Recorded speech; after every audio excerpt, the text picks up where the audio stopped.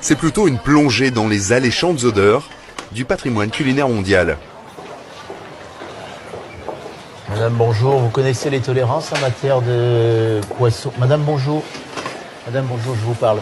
Vous connaissez les tolérances en matière de fruits, légumes, poissons, viande? Bon, vous avez droit à 2 kilos en termes de légumes et fruits, hein. Je vous le dis. On a droit seulement à 2 kilos. Oui. Et là-bas, en Kinshasa, quand on paye les billets, tout ça, Ah, ben ça, Kinshasa, je ne suis pas responsable, madame. Ici, c'est l'Union européenne. C'est une réglementation de l'Union européenne. Qu'est-ce que vous avez dedans, madame? Qu'est-ce que vous avez dans ces colis? Mais tu coupes, hein? Pardon? Vous coupez?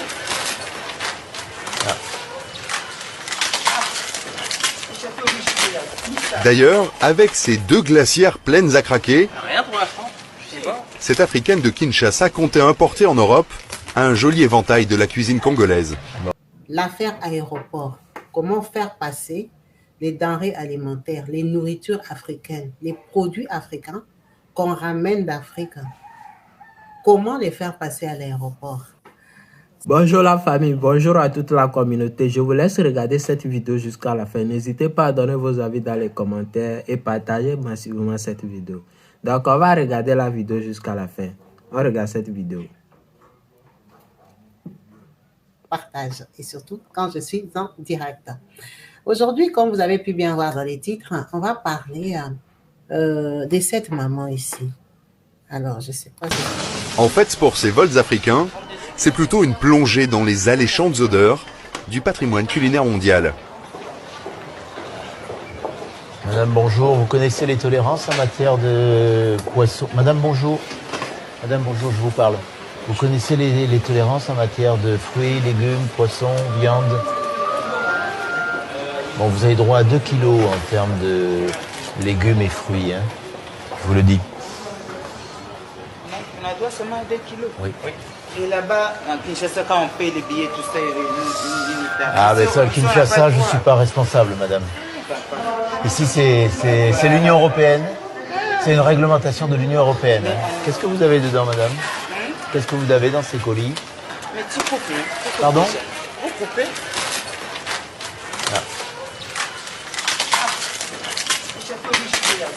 D'ailleurs, avec ces 2 glacières pleines à craquer, Rien pour l'instant, je sais pas. cette africaine de Kinshasa comptait importer en Europe un joli éventail de la cuisine congolaise. Bon, bah, c'est des légumes, de toute façon, en quantité. Là, je sais plus porter ça, je sais plus.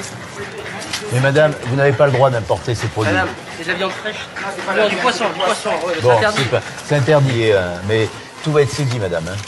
Je vous le dis, hein. À ma chance. Nous, madame, elle dit que je sais Laissez-moi, madame. Madame, Il y a mon contrôle. mais c'est le poisson. Ça, ce sont les légumes, c'est... Impossible de laisser entrer en France ces nids à bactéries. Le poisson, la viande fraîche sans protection, pourrait transporter de redoutables infections. Là, t'as du poisson frais. Transporté au milieu de bagages, de légumes et tout. Au niveau conditions d'hygiène et de sécurité, au niveau sanitaire, ça peut pas passer, quoi. Le sang coule, les vêtements et les légumes étaient baignés dans le sang des poissons, donc ça passe pas. Je vais laver un peu mes ustensiles. Les jeunes douaniers tordent le nez. Ce début de journée n'est pas facile à digérer. Ouais, enfin, c'est un peu là, j'ai un peu en relent là sur le poisson. Bah ouais, ça a voyagé et tout. Puis là, surtout c'est. Voilà, comme vous avez pu bien voir la vidéo de notre maman, c'est une dame congolaise de Kinshasa. Vous voyez bien qu'elle vient d'arriver avec ses bagages. Là, on est à l'aéroport Roissy-Charles de Gaulle de France. Comme vous savez, je crois que beaucoup de personnes qui vont en Afrique ne sont pas au courant. En fait, on a le droit de ramener des légumes. Mais ces légumes-là ne doivent pas être plus de 2 kilos, 2 seulement. Mais quand nous, on parle, est-ce que vraiment c'est intéressant d'acheter 2 kilos de viande, 2 kilos de poissons pour ramener en Europe? Non. Les Africains ramènent des glacières. Comme vous avez vu cette dame qu'on est en train de montrer là, elle a ces 2 glacières. Elle a ramené ses poissons, elle a ramené ses feuilles ses feuilles pour faire des fumba, elle a ramené des légumes, elle a ramené plein de choses, des viandes de brousse pour peut-être venir partager ou vendre, en sachant que c'est cher. Hein. Tout ce qu'elle a acheté là, c'est quand même cher au niveau du Congo. Elle a acheté des bons poissons, des bonnes viandes et tout ça.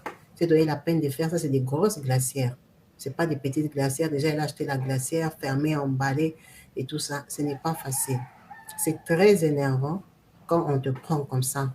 Mais seulement le problème est que tous nous sommes prévenus que ces choses-là, ça passe pas. Ça passe pas. Moi, je ne savais même pas qu'on avait droit à 2 kilos. Mais moi, je savais seulement que ça ne passe pas. Donc, quand on sait que quelque chose ne passe pas, on devrait avoir aussi d'autres réactions. Parce que quand ça passe, c'est par hasard. C'est coup de chance que ce jour-là, tu es arrivé, il n'y avait pas des douaniers. Ou les douaniers ne t'ont pas arrêté, toi.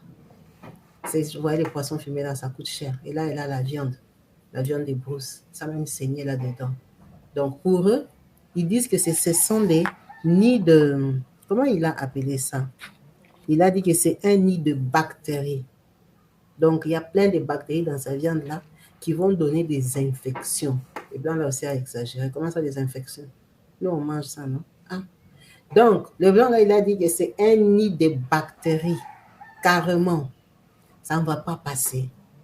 La maman est en colère. Moi, ce qui m'a fait rire, c'est que quand le blanc, là, vient, le policier, il dit « Bonjour, madame. » Bonjour, madame. Elle a réagi vraiment comme une maman congolaise. Attendez, je vais vous mettre... Vous allez voir la maman.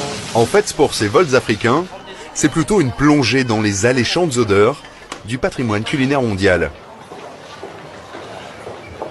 Madame, bonjour. Vous connaissez les tolérances en matière de poisson? Madame, bonjour.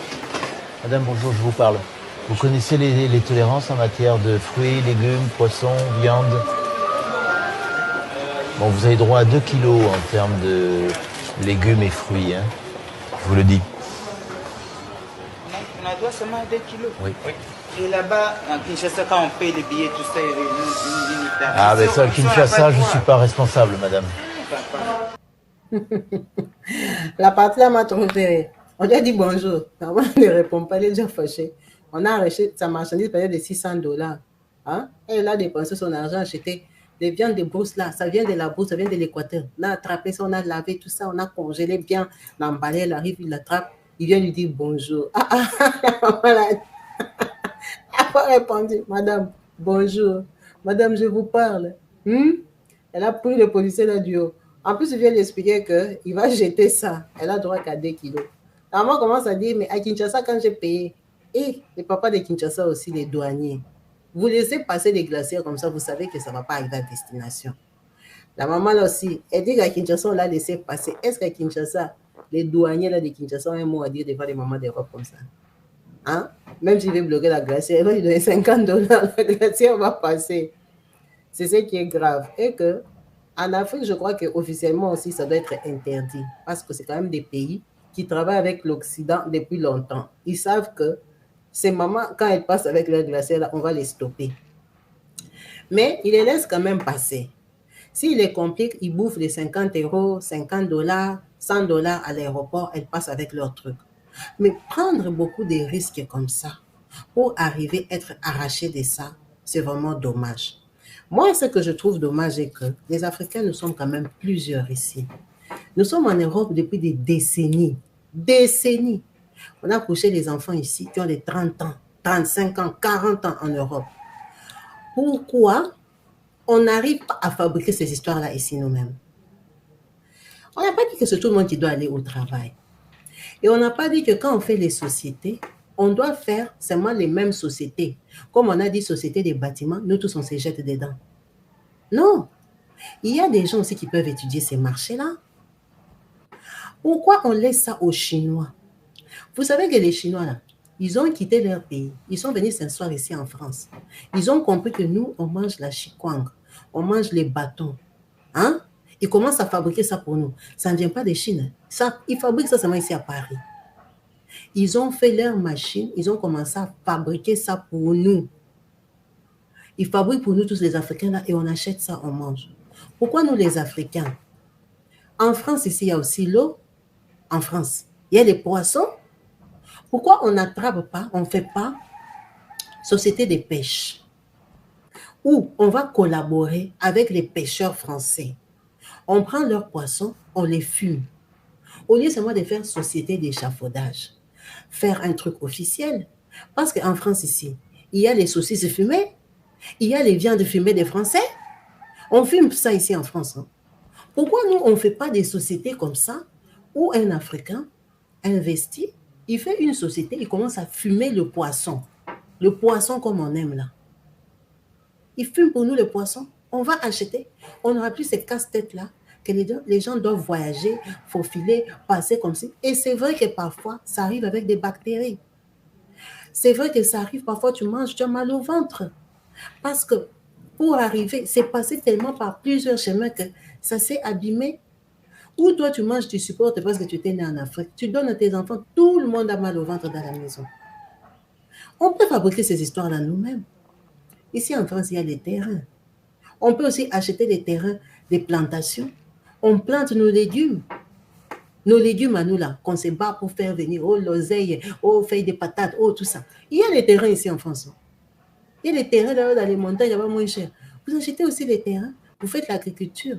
Et s'ils peuvent planter les tomates, planter leurs salades, ça pousse en été comme en hiver, parce qu'ils couvrent et tout ça. Il faut faire des études sur ça. Les enfants qu'on a accouchés là, ils peuvent pas étudier pour nous. On fait des études sur ça. Comment faire pousser le saka-saka en France? Comment les protéger quand c'est en hiver? Quelle chaleur il faut mettre? On peut apprendre, on produit parce que nous sommes déjà plusieurs. Vous savez que la personne qui va faire des sociétés comme ça sera millionnaire. Parce qu'il va nourrir toute l'Europe. Ça sera saka-saka de Paris. Saka-saka là, livré en Belgique, en Allemagne, partout. Parce que ça peut se déplacer, ça sera conditionné correctement. Ça va se déplacer dans des camions frigorifiés, reconnus par l'État, même si... Déjà, ça ne sera pas cher parce que c'est fait ici. Ça ne sera pas cher. Ça sera plus sûr de consommer des choses comme ça, faites par des Congolais, que d'acheter aujourd'hui ce qu'on achète. On ne sait pas. Tu pars acheter comme ça ndolé. Ndolé fabriqué par un Chinois. Est-ce que c'est vraiment des ndolé qui est dedans? Tu pars acheter les l'oseille là qu'on achète là aujourd'hui. On a déjà écrit Côte d'Ivoire. Est-ce que tu es sûr que c'est Côte d'Ivoire? Parce que les Chinois sont trop malins. Tu cuisines comme ça n'a même pas le goût. Ce n'est même pas aigre. Tu ne sens rien. Tu dis ça, c'est la l'oseille, mais c'est quel légume? Pourquoi on achète ça? Pourquoi on accepte des choses comme ça? Les Chinois sont rentrés dans tous les business, jusqu'à la banane plantain, la banane sec là que les Nigériens faisaient là. Les Chinois font ça. C'est pour ça que les Africains vont faire même les courses dans leurs boutiques, tellement qu'ils fabriquent pour nous. Et quand ils viennent ici, ils ouvrent des sociétés pour nous. Nous sommes là seulement pour consommer. Mais nous sommes arrivés en Europe avant eux. On a ouvert les châteaux. Matongé là, pourquoi ça n'a pas les noms des Chinois? Pourquoi ça ne s'appelle pas Guangzhou, ça ne s'appelle pas Shanghai ou quoi que ce soit? Pourquoi? Parce que nous sommes arrivés avant eux. Nous sommes arrivés en Belgique avant eux. On nous a donné des quartiers jusqu'à l'État a reconnu qu'on vous donne ces quartiers-là, c'est devenu pour vous. Mais il n'y a aucune société congolaise à Matongé. Aujourd'hui, à Matongé, on lutte avec les Chinois. Les Chinois prennent la place. Ils veulent vendre à notre place. Et les Congolais entrent dans les boutiques des Chinois, ils achètent. Les Congolais ferment, commencent à tomber, ferment la boutique. Parce que tout le monde part acheter chez les Chinois. Les Chinois, quand ils viennent, ils prennent la plus grande pièce là, ils l'installent, ils mettent les saka-saka de Chine, ils mettent les chikwang de Chine et tout ça. Les Congolais vont acheter. Les dames congolaises qui ont ouvert les magasins commencent à fermer, poser les clés sur les portes, ferment. Ça s'appelle Matongé dans votre langue, mais c'est les Chinois qui prennent maintenant les monopoles. C'est eux qui s'installent, qui deviennent les chefs. Parce que nous, on a toujours les petits états d'esprit de faire des petits business. Cette dame-là qu'on a arrêtée avec les 2 glacières, ce sont ces glacières pour manger, non? Qui va aller acheter tout ça pour manger, partager aux gens? Est-ce qu'aujourd'hui, on se partage encore la nourriture? Tu vas prendre tous les risques là, acheter des gros poissons là comme ça, cher 20 $, 15 $, et tout ça, tu mets dans la glacière pour venir donner aux voisines qui te critiquent. Non, c'est pour vendre. Pourquoi on reste au niveau des petits business? Pourquoi on reste à ce niveau-là? Si nos hommes là qui ont l'argent peuvent faire des conteneurs, des marchandises qui peuvent prendre d'ici jusqu'à mener en Afrique, ça veut dire qu'ils ont assez d'argent pour faire des conteneurs frigorifiés, ramener les choses jusqu'ici. Pourquoi ils ne font pas des arrangements avec la France? Des contrôles de ceux qui peuvent importer. Si c'est tellement important qu'on ne peut pas fabriquer ici. On ne peut pas importer ça officiellement, que les bons tontons parisiens là, qui sont là depuis longtemps, là, qui ont l'argent là, ils vont négocier avec les sanitaires français, tout ça, les réglementations pour importer. Si c'est impossible, on fabrique ici. Si c'est possible, prenez des conteneurs frigorifiés en bonne et due forme, vous ramenez vos trucs. Quand ça arrive ici, la France contrôle, c'est bon, centre, vous nous vendez. Au lieu de commencer à faire des petits business comme ça, pendant 40 ans, nous sommes en Europe, pendant 40 ans, on ramène les saka par les sacs à main d'une maman, on ramène ça par les sacs à main, les piments et tout ça. Jusque quand? Jusque quand?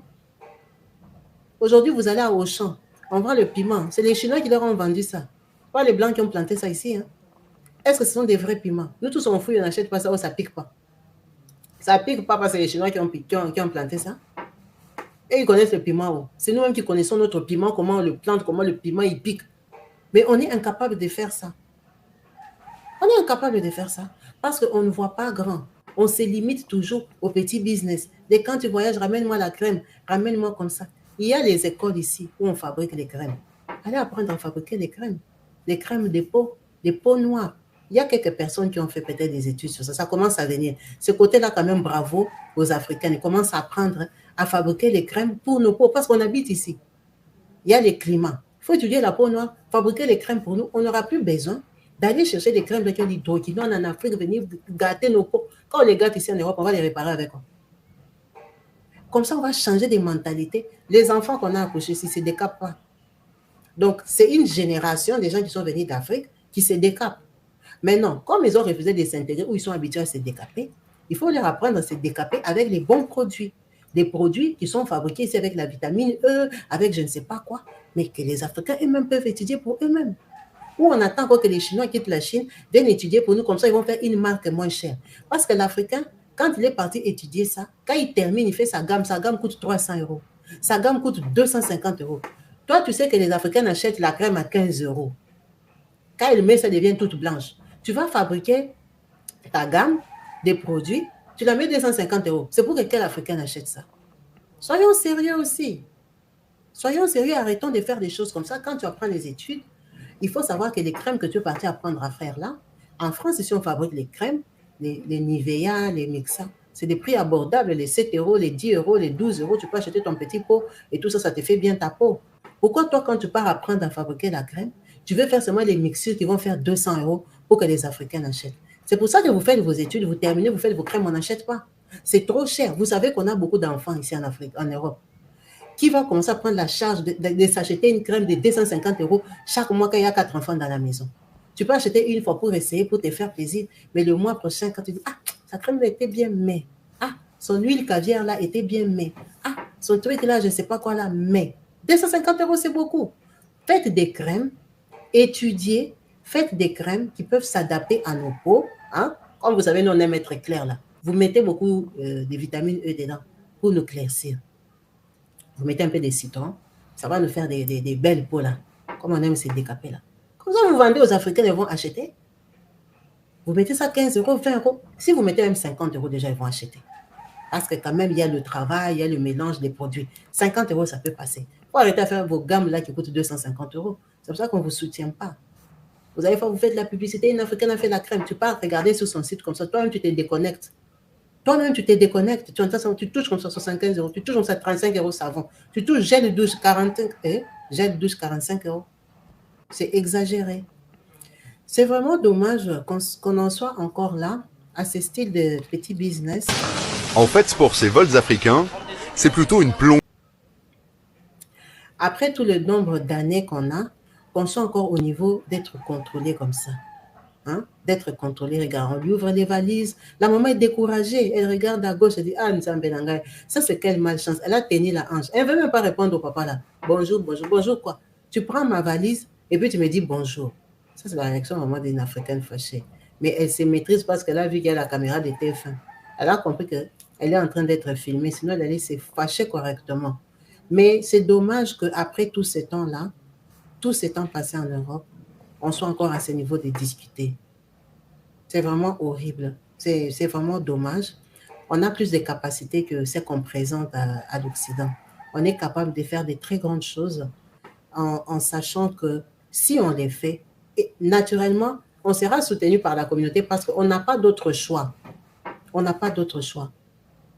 On aime manger africain, on aime les plats de chez nous, mais essayons, apprenons à les cultiver. Ton enfant te demande, il ne sait pas ce qu'il veut faire dans la vie. Dis à ton fils d'aller faire agriculteur. Pas agriculteur pour aller planter les oranges, aller planter les bananes en France. Non, agriculteur pour planter les fumbois, pour planter les sakasaka, pour planter je ne sais pas quoi. Que nos enfants apprennent même pour nous, comme nous, on a nos boulots, on n'a plus la tête pour aller étudier.